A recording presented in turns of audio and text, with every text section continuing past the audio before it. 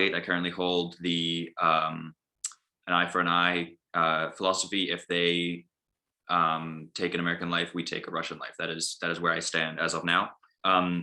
We must maintain our current standing as a world superpower after World War II, and we must maintain that uh, we are not to be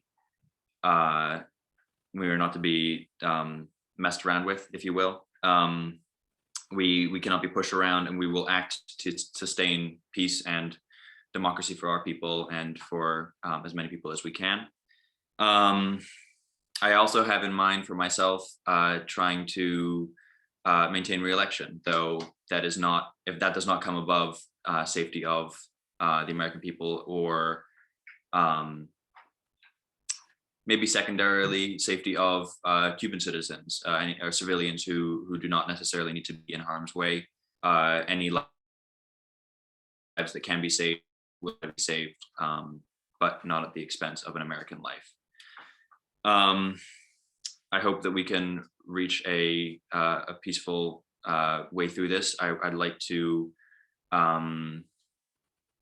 see if we can come out of this with relations as good as possible, because in the long run, after this blows over, if it blows over, we would like to be able to maintain good relations with any foreign countries, Cuba and Russia included. So with those statements in mind, I'd like to hear what everybody has to say about what they think the proper plan of action is going forward from here. So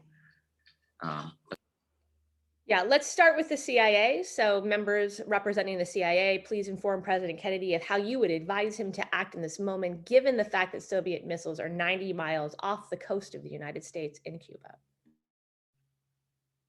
Okay, so given the fact that there are Soviet missiles 90 miles off the coast of the United States in Cuba, the CIA believes the most effective approach towards neutralizing the threat of Soviet missiles in Cuba would be to blockade Cuban ports, while simultaneously launching a large-scale airstrike targeting Cuban airfields to destroy as many missiles as possible, in addition to launching a coup d'etat to remove Fidel Castro from office. Firstly, a blockade would provide assurance that no further missiles would enter Cuba, allowing the airstrike to remove the threat of the missiles entirely without the risk of Soviets sending more missiles to replace them. The large-scale airstrike would be used against all areas where missiles have been spotted by US spy planes, in addition to all logical places for missiles to be installed. Even if they were not completely destroyed, the large-scale airstrike would significantly reduce Cuba's nuclear capabilities, with the added benefit of buying a significant amount of time for the CIA to work in close conjunction with the United States Army to launch a coup d'etat against Castro and his associates. The coup would consist of a naval invasion of several thousand soldiers who would be aided by the support of several hundred aircraft and a large naval barrage. In effect, this would be a repeat of the Bay of Pigs invasion, but we would land in a more optimal location and with the proper aerial and naval support. This coup would remove the biggest long-term threat to America in Cuba, Fidel Castro, and would probably be completely unexpected after the large-scale airstrike that would have just been completed. This would have the added benefit of allowing you, John F. Kennedy, to handpick the next Cuban leader if you wished, or allow the Cuban people to decide their next leader through free election. We do not anticipate that the Russians would act violently against the United States, as they would not have time to make sure if any of their missiles were operational before Fidel would be replaced and the missiles would be removed by Cuban forces. Finally, using forceful and decisive actions such as these would restore your reputation as leader amongst the American people and the world, allowing you to prove your dedication to the eradication of communism across the globe.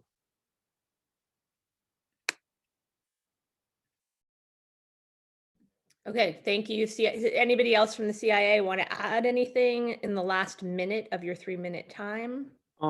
Yeah, I mean, I just want to add that there's also a fair economic benefit to having a fair bit of control over Cuba. It has historically been a great place of trade, especially for the sugar industry, and it would be economically beneficial to have control over it instead of giving it up to Fidel Castro or the Cuban people. Again, though, if you do determine, if we do determine that it may be best to give it up to the Cuban people after the military strike and coup against Fidel Castro. That is something to be determined. That's a bridge to be crossed once we get there. All right, thank you, CIA. So President Kennedy, if you're ready to move on, because we will have time for Q&A later, we're now going to hear from the Joint Chiefs. Joint Chiefs, you have 3 minutes, starting now. All right, so I will be the representative for the military, and our plan of action is relatively similar to the CIA's. We suggest first a blockade to prevent Cuba from obtaining more missiles from the Soviets, and also doing some diplomatic talks to try and convince the Cubans to disarm their missiles. Should the diplomatic talks go south, which is it's a good possibility of them going south, as Cuba in this moment currently does not have very good relations with America. We should then move to airstrikes on the missile fields to destroy most of the missiles, and also work with the CIA to do a coup against Castro. And if all else fails, we can invade Cuba, this time hopefully with the support of both the president and using the CIA intelligence to better the chances of successful invasion. Does anyone else from the Joint Chiefs in your last minute want to make additional remarks to the president? I think it's very important that this initial blockade is set up immediately.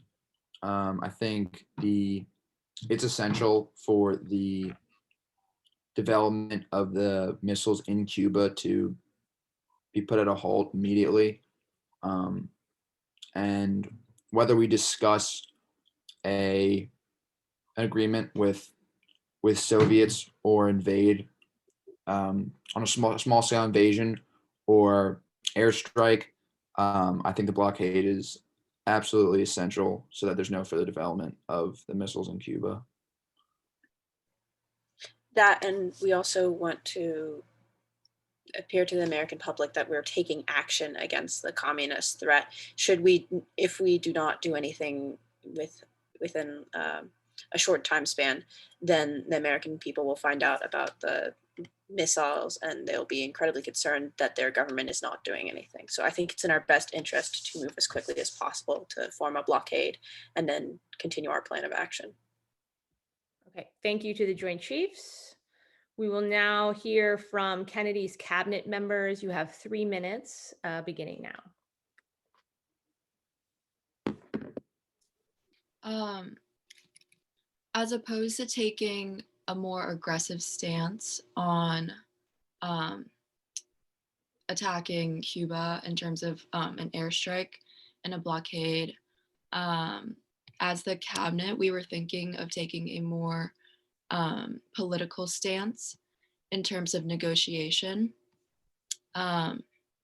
We realized that for Cuba, they had their missiles in place with the Soviets to deter another invasion like the Bay of Pigs that they were really unprepared for.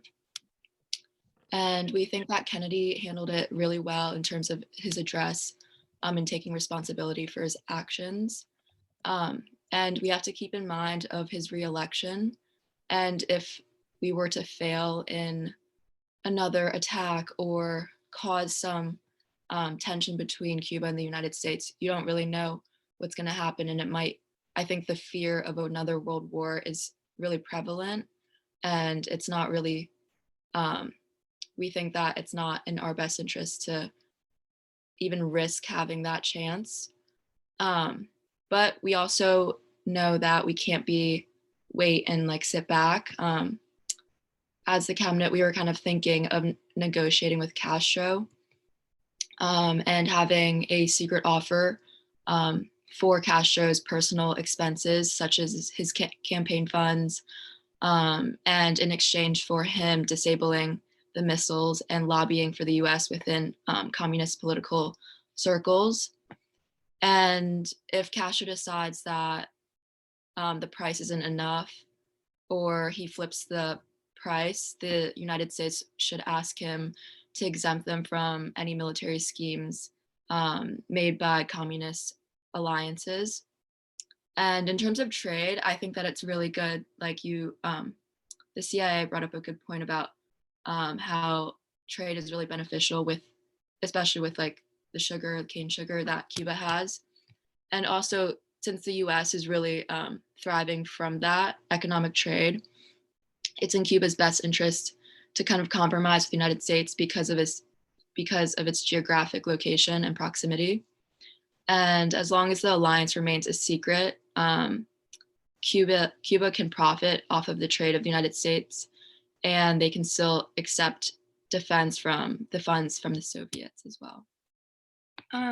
And going off of that, trade would have been a huge incentive for Castro to agree to like this negotiation because the economy in the US was doing really well during this time. And so it was definitely in Cuba's best interest to trade with the US.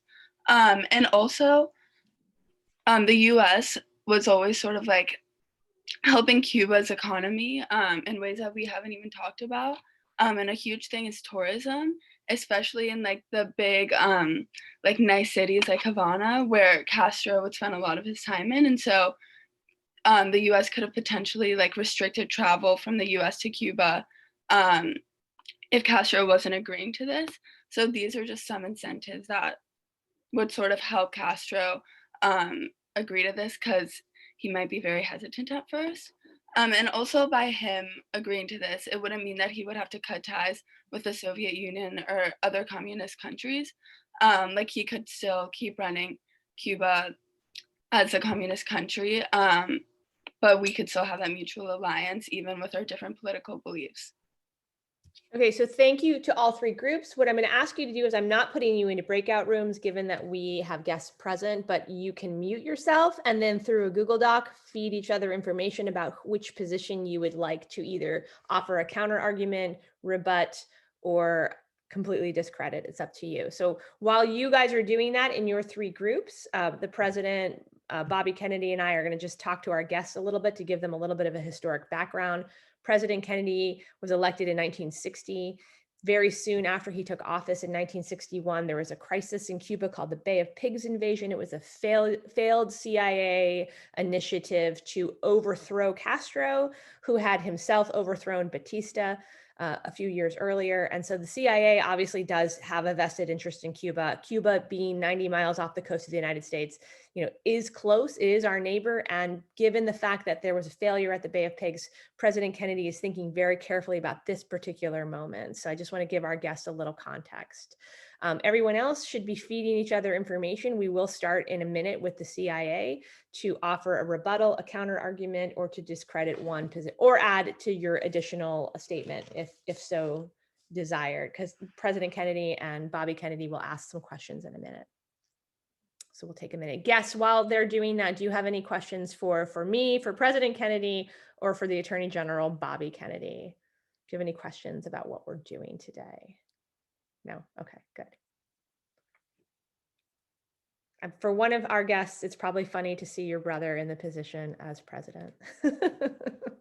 I hope he never gets that position. Oh, I'm recording this, Elliot. Oh, ouch. You kick him out, please. No, I can't. No. So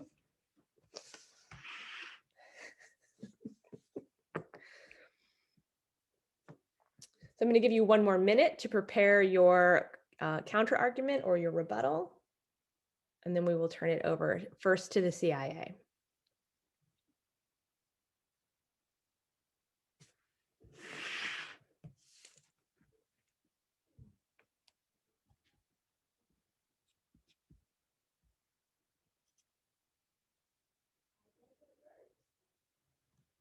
Okay, are we about ready?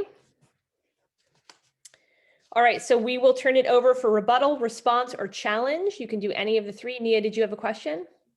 No, I was going to start. Oh, great. Okay, so we're going to start with the CIA. The CIA, you have 3 minutes. You are on the clock beginning now. Okay, so in regards to the point Claire's group made about negotiating with Castro, our group posed the question, is it possible to negotiate with a political leader like Castro? And we said no. Castro is super untrustworthy. He has his set political beliefs, and we don't align with his communistic approaches. So we don't think that's the best case scenario. And also, the US, we need to be in control. So, in a sense, negotiating seems like a weaker approach to take. So, yeah, that was what we were kind of thinking. Also, to add on to that, the entire Cold War was a war of ideologies. It was a war between the forces of democracy and capitalism and communism and tyranny. I mean, the United States, the people, nobody would ever want to negotiate with somebody from the other side because we just viewed it as an inferior and dangerous political ideology. I mean, the American people would never accept an alliance with Cuba, even if the secret came out, and neither would Castro. Don't forget, we had just tried to invade his country and assassinate him. He would never want to agree to an alliance with us at only a year after that point. I mean, I think, and in addition to that, we would be giving up precious time that we could be using to launch our missile strikes and our coup d'etat by going with these negotiations. I do think that negotiations would be a good idea with Russia, just to make sure that they understand that we're not trying to start a war with them and tell them to back down. But I don't think negotiations that are at all necessary or in our favor with Cuba. In fact, I think they're quite detrimental to what we're doing in the Cold War. Yeah, and I would also like to add, we don't even fully know if negotiations could even be opened. I mean, Castro doesn't even have control of the missiles in his own country. He is under the control of what's the name of the Russian official again? Khrushchev? Kuznetsov or like Khrushchev.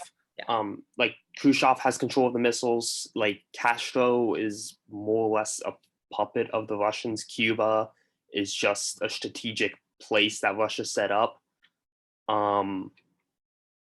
Like we have no idea if Castro will even be allowed by Russia to make negotiations with us. Like we don't know if Castro is an independent leader or if he's like constantly receiving advice from the Russians. Okay, So, thank you, CIA. negotiations, That yes. is your 3 minutes. Thank you very much. We're going to move on now to the Joint Chiefs of Staff. They have 3 minutes to rebut, challenge, or respond. So you have 3 minutes, Joint Chiefs of Staff, starting now. Okay. We largely agree with the USA. The cabinet said that they believe that Cuba would have incentive to trade and have visitors or tourists from the United States, but we don't think that's true because while the USA is a superpower in this moment, Russia after World War II holds a large amounts of countries in Europe as their puppet state, and they're involving a lot of their money into the military, such as shown us by the missiles, and that is backing Cuba. So we believe, just like the CIA says, it would make Kennedy look weak and make him seem afraid that the only way of going about Cuba situation would be to negotiate because it would be afraid that we couldn't actually take Cuba on with Russia backing them. In addition, we don't actually know if Russia is fully invested in Cuba, as in if they would help with an invasion. So like Will said, we believe with slight negotiations with Russia, we could simply knock Cuba out in a much better invasion, and which would show a lot more pressure and dominance from the United States. I also think it's. Oh, go ahead, Alex. No, Okay, yeah. I was just gonna say that I think William kind of touched on it really well, that if we were to go the diplomatic route, then we would just be giving the Russians and the Cubans more time to decide what they wanted to do with the nukes, make more, bring more in. So if we did that without even at least establishing a blockade, then we would just make our position even weaker, because we couldn't stop them from getting stronger and doing whatever they wanted with their weapons.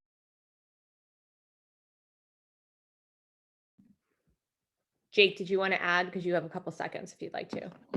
I was going to say, I think the greatest threat to America right now is communism, obviously, and I feel like it'd be hypocritical for Kennedy to negotiate with a notorious communist. Furthermore, while his address of the failure of the Bay of Pigs, I thought was fantastic, a failure is a failure nonetheless. And furthermore, that only enraged Castro, who now has an agenda against the U.S.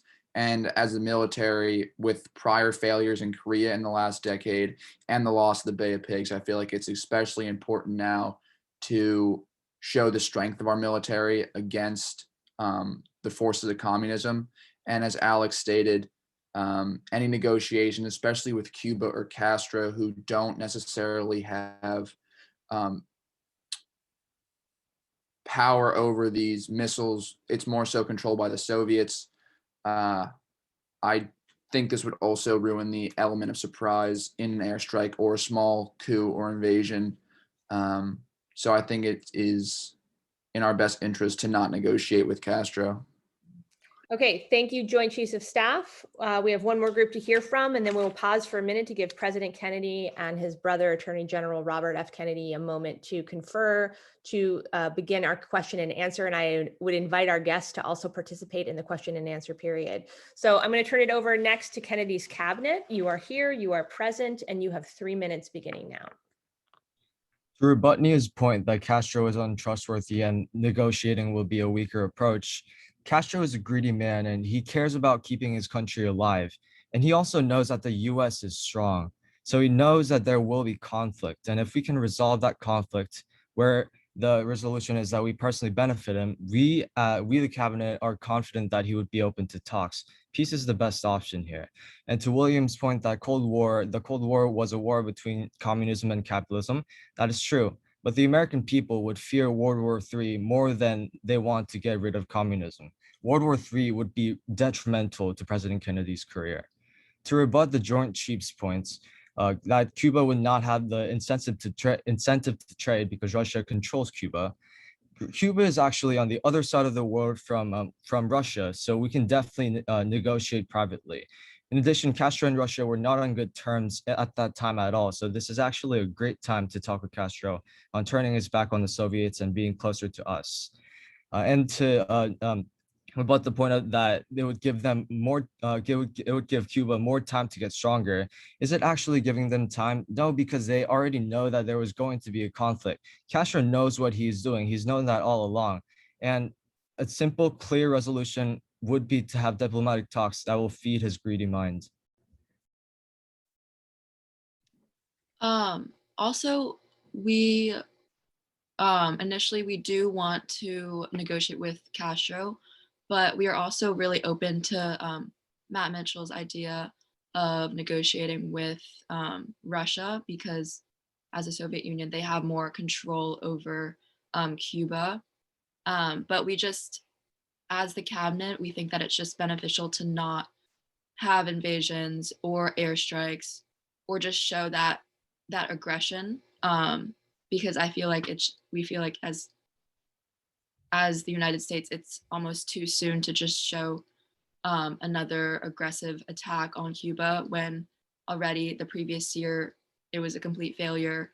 And with the fact that Cuba was unprepared for that attack, yet they had stronger soldiers to kind of defeat that. And that was why it was failed in the first place. But now they have these missiles like 36. And I feel like that as a whole, if you mess with that, I feel like there would be a bigger issue as opposed to just like hand-to-hand combat. There'd be a potential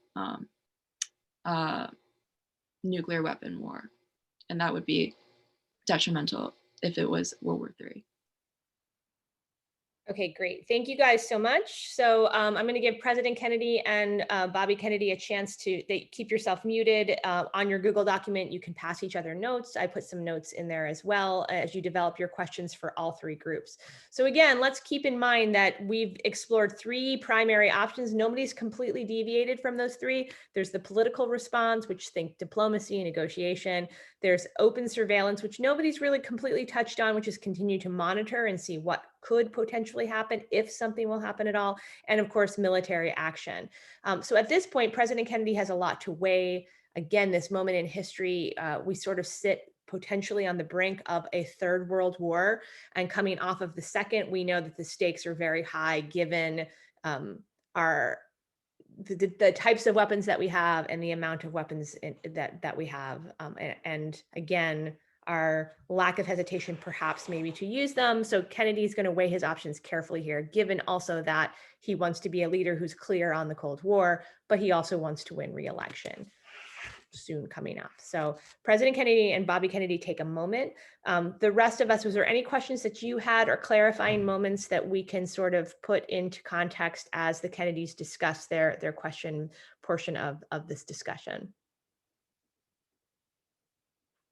No? Guests, do you have any questions? You are also welcome to, oh yeah, you have a question, Roland. Oh, this is kind of a stupid question, but who's Bobby Kennedy here?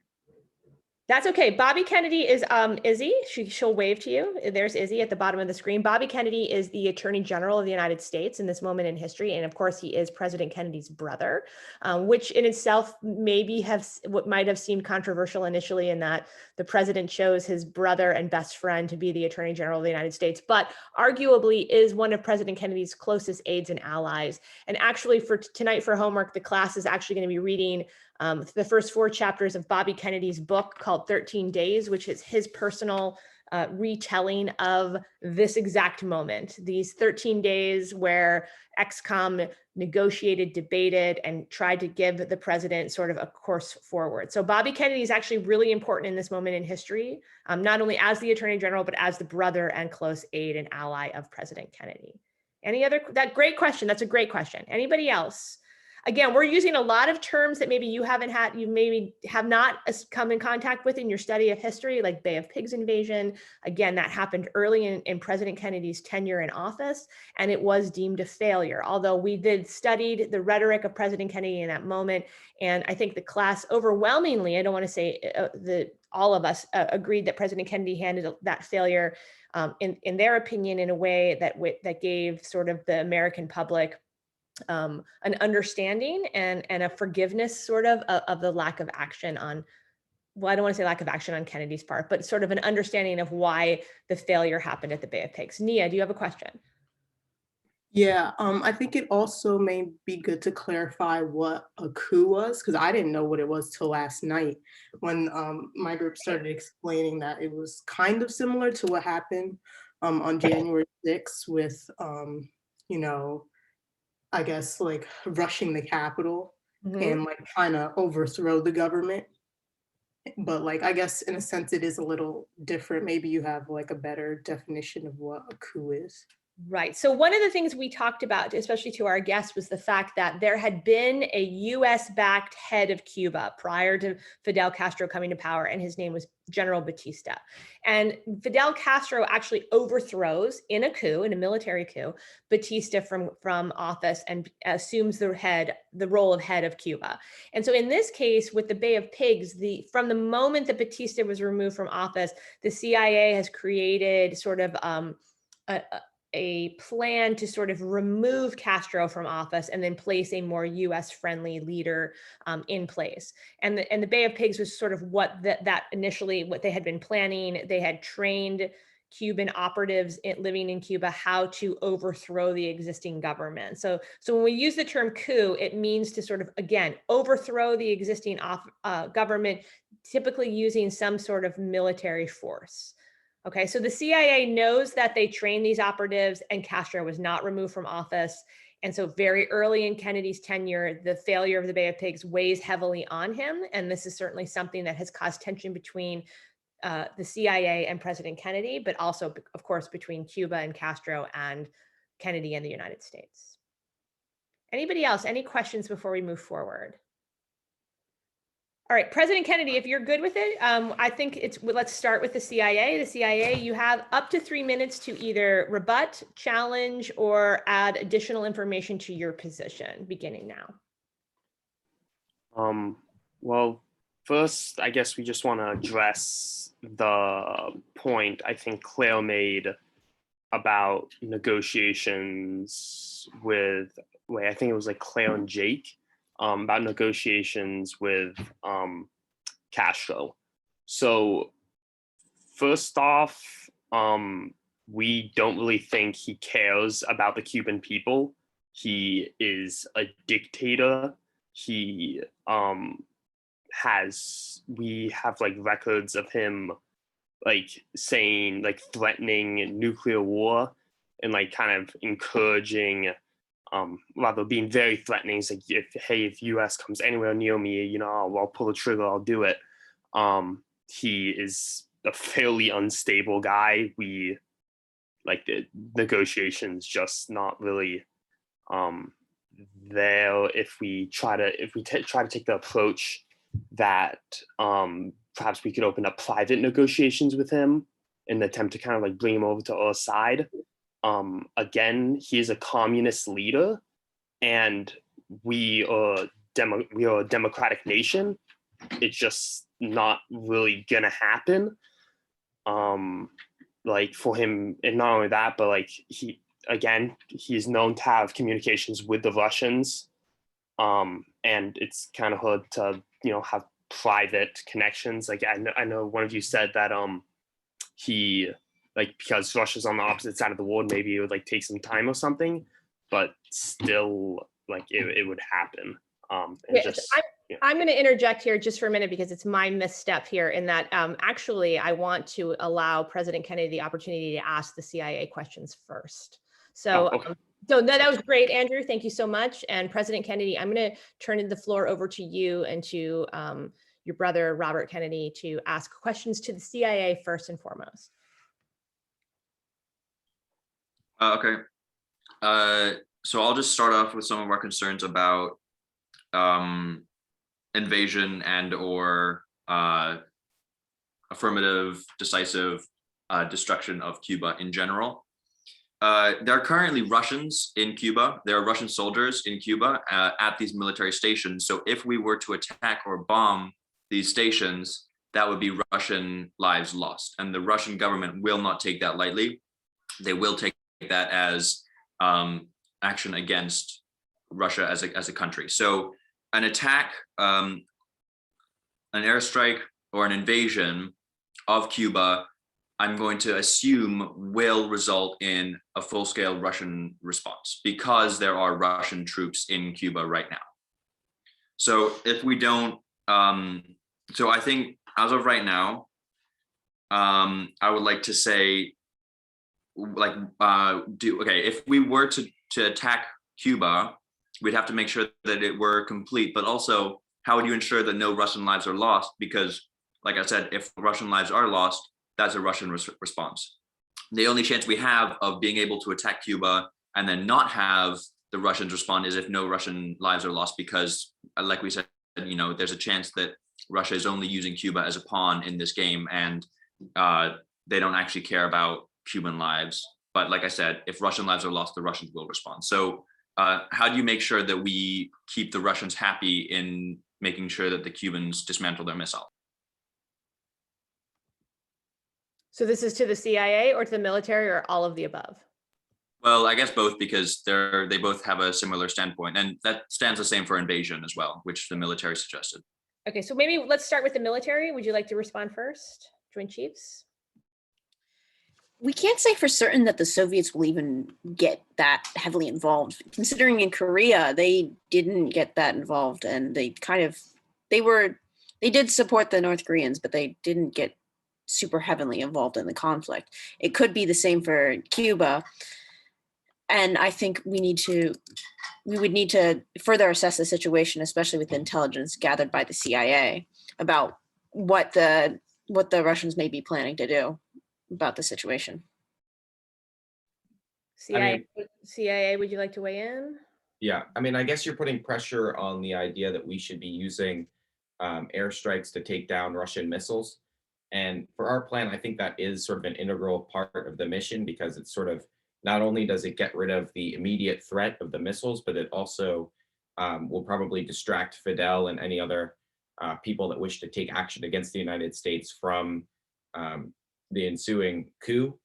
So I think that is a very important part that might have been missing from the Bay of Pigs, that might have allowed it to be more successful. Obviously, there weren't missiles there at that time, so it would have, there would have been no reason for it. But I think there are added benefits of using the missiles, that maybe we could just overthrow Cuba so quickly that Khrushchev would have no choice other than to abandon it.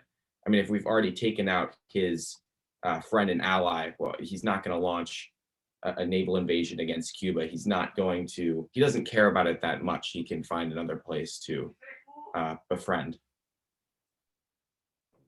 Yeah, I'd like to add on to that. I would suggest that along with attacking their missiles, it would also be beneficial to attack their oil supplies and things like that. After the blockade, they're still going to have a certain amount of oil and just like resources that they may use towards the missiles and stuff like that. But I think if you bomb specifically those supply chains and supplies, then you're dismantling Cuba from outside resources as well as within.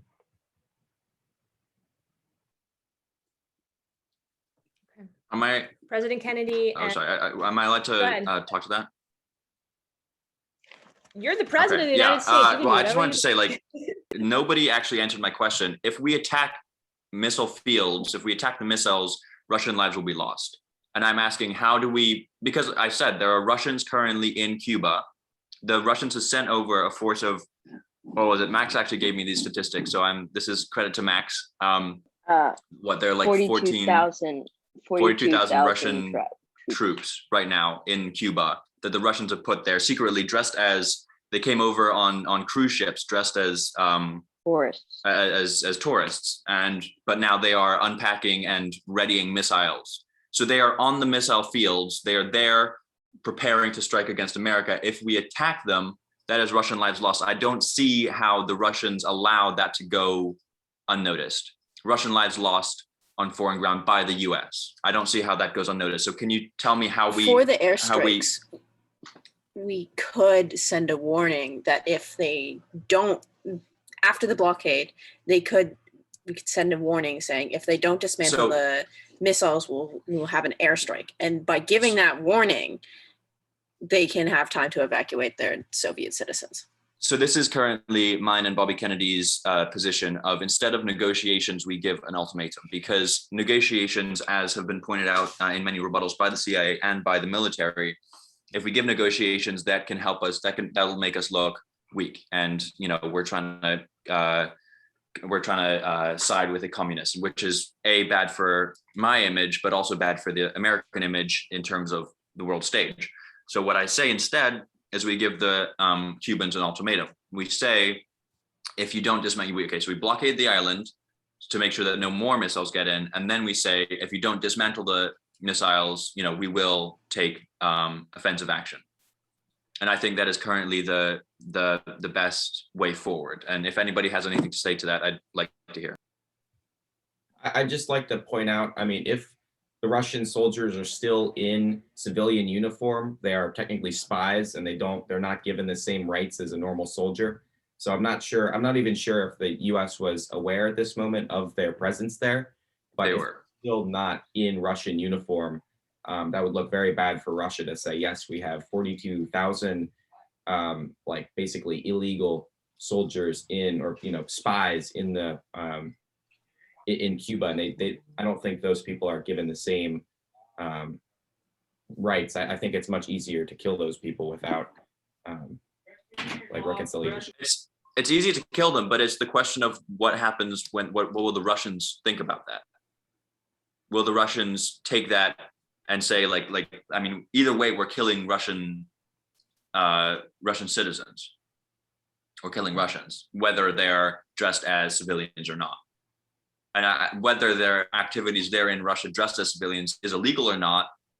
A, I don't think Russia really cares about what laws they're breaking right now. And B, if they are killed, like I said, whether illegal or not, they're still going to be taking that personally and still going to be taking that as action against Russia. Because, like I said, we do know that we do know that there are Russians in there. These surveillance, these high flying surveillance missions has given us enough intel to confirm that there are Russians helping the Cubans. So I don't think that just killing Russians is even though they're there illegally is the correct way forward.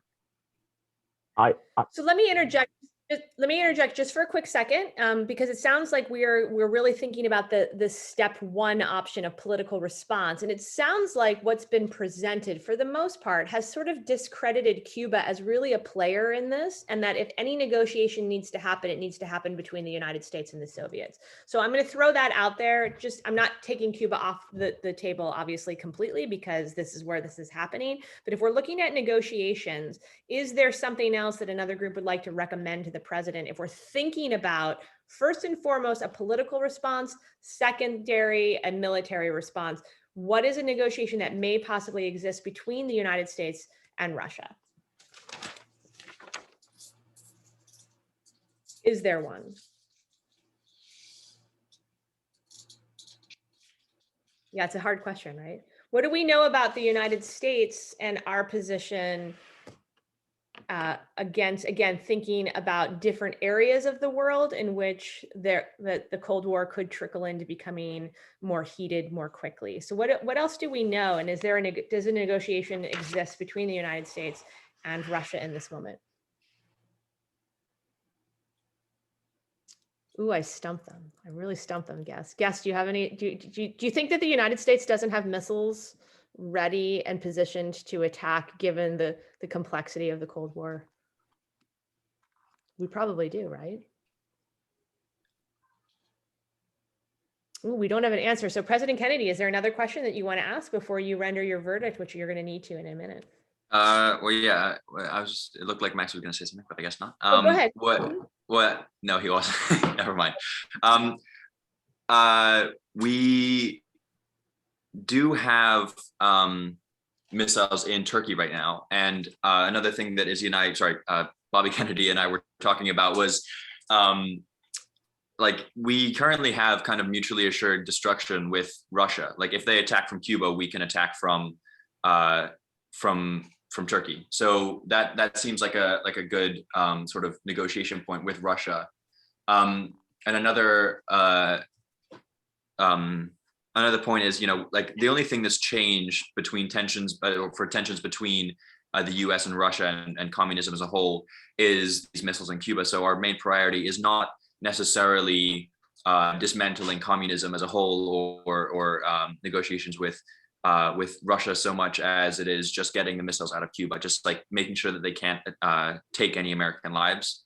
So I think if we produce a blockade and tell them look, just if you don't attack us, we won't do anything, because if we attack first, that, like I said, I'm assuming that any attack on the Russians will result in on Cuba or the Russians will result in a Russian retaliation, at which point we have a full-scale world war, which we don't want, and I'm trying to avoid at any cost. So I'm just gonna assume that any attack on Russians is going to lead to that. So what I say is we don't attack.